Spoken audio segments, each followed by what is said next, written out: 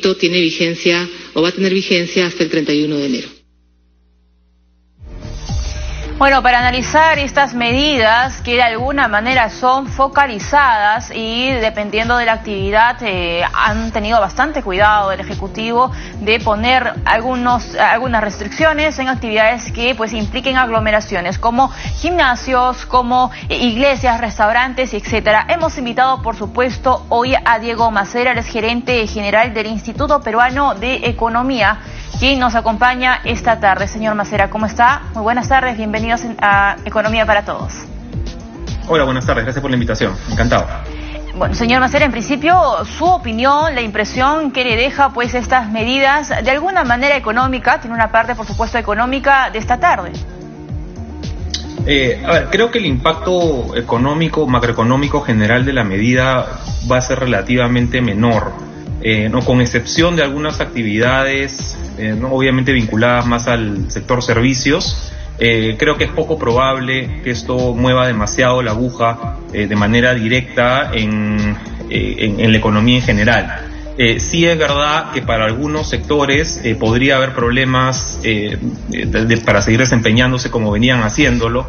No, por ejemplo, el corte del toque de queda a las 9 de la noche para restaurantes en Lima, ¿no? Donde están la mitad de los restaurantes, no les va a impedir tener el turno de noche, ¿no? Y cumplir con el horario si quieres de cena, ¿no? Probablemente se queden solamente proveyendo hasta el almuerzo, ¿no? Esto podría ser potencialmente más complicado para sus ingresos que los temas de aforo. Pero yo diría en términos generales, como digo, más allá de estos casos puntuales que de todas maneras se van a dar en algunos sectores, dudo que económicamente se mueva demasiado la aguja a partir de lo que se ha mencionado.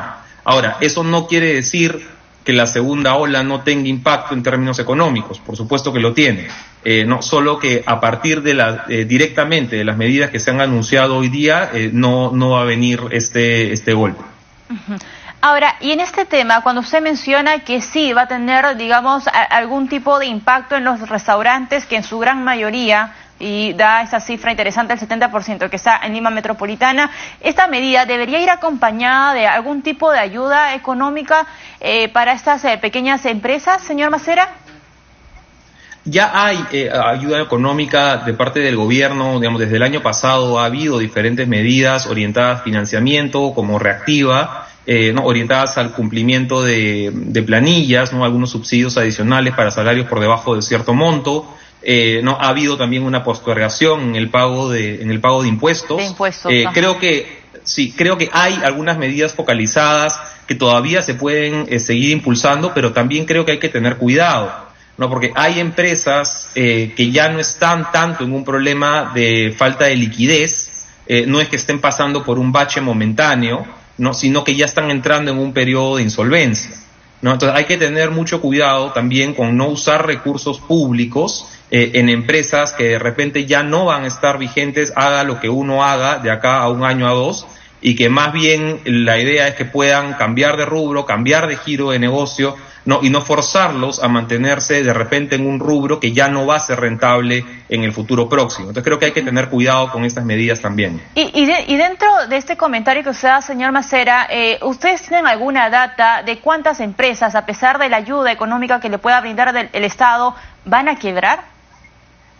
No tengo una proyección de cuántas empresas van a quebrar este año. Eso va a depender, para comenzar, muchísimo de cómo avance el desempeño de la vacuna, ¿no? Cómo avance el gobierno actual, cómo avancen el cronograma político y quizá más importante aún, de qué sector estamos hablando, ¿no? Una cosa es estar hablando, ¿no? del sector de repente turismo, hotelería, ¿no? Y otra cosa es estar hablando de empresas que de repente están más encadenadas en el rubro de proveedores mineros, ¿no? Va a haber una diferencia muy grande entre sectores, y acá permíteme hacer un comentario adicional respecto de las medidas. El presidente mencionó que él quería, hace unos días, que él quería tener un acercamiento más quirúrgico sobre las labores de confinamiento.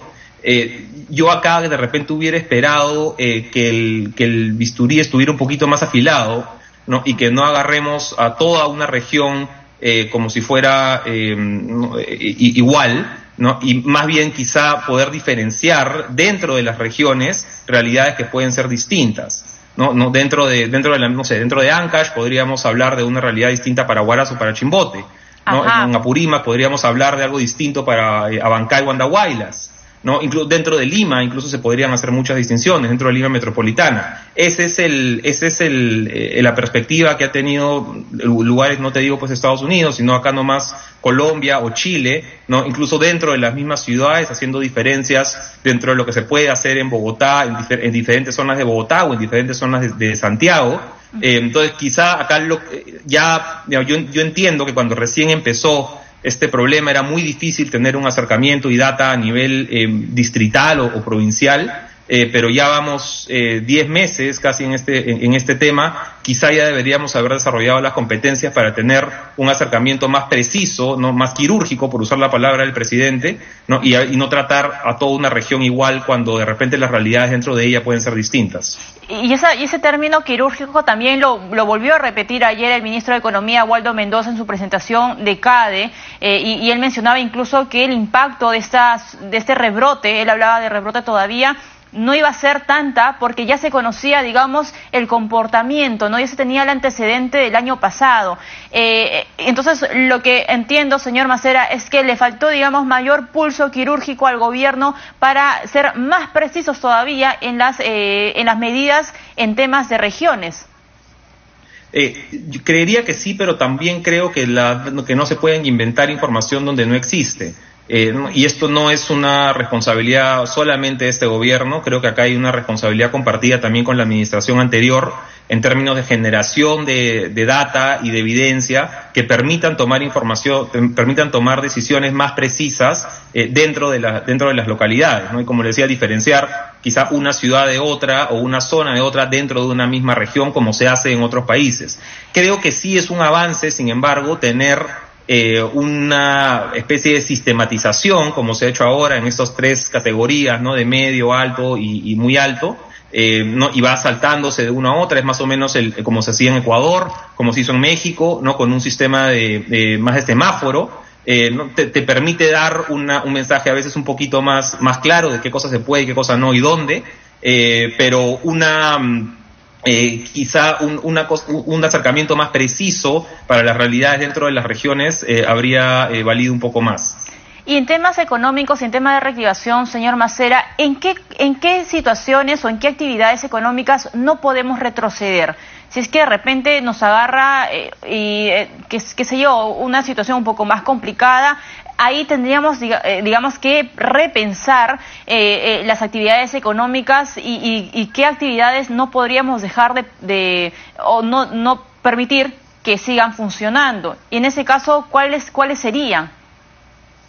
A ver, yo creo que hay que tomar las lecciones que podemos aprender de nuestra propia experiencia en la fase 1, fase 2, fase 3 de la reactivación y también de lo que puede haberle funcionado o no a otros países.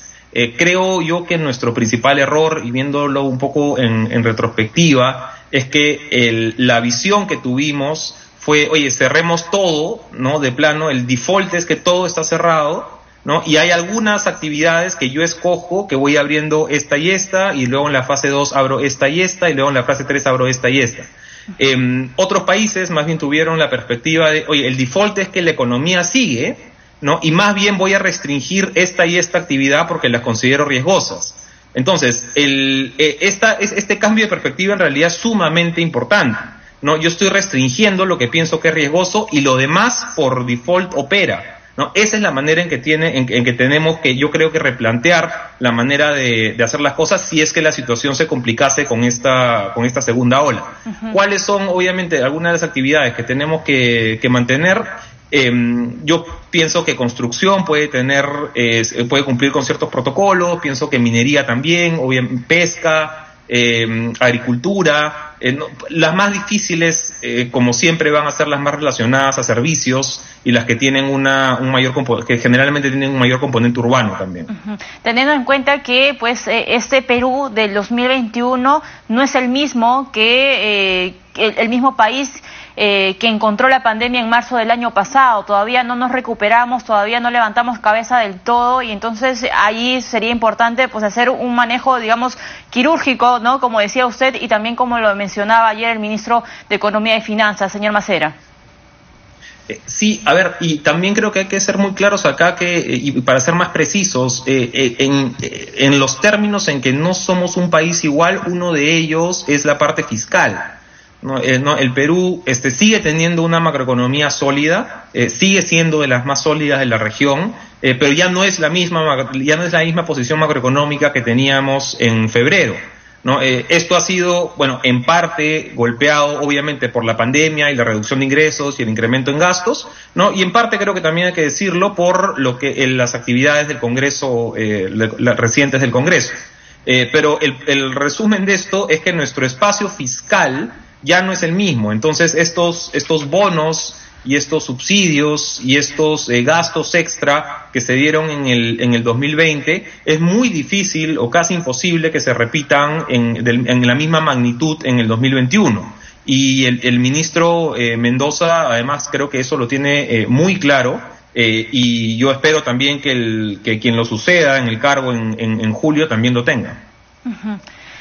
Muy bien, señor Macera, le agradezco muchísimo que nos haya acompañado esta tarde. Diego Macera, gerente general del Instituto Peruano de Economía, haciendo un comentario y un balance muy interesante de estos anuncios que ha brindado hace algunos minutos el presidente Francisco Sagasti junto a su equipo ministerial en Palacio. Nos vamos a un corte, no se mueva, regresamos con más aquí en Economía para Todos.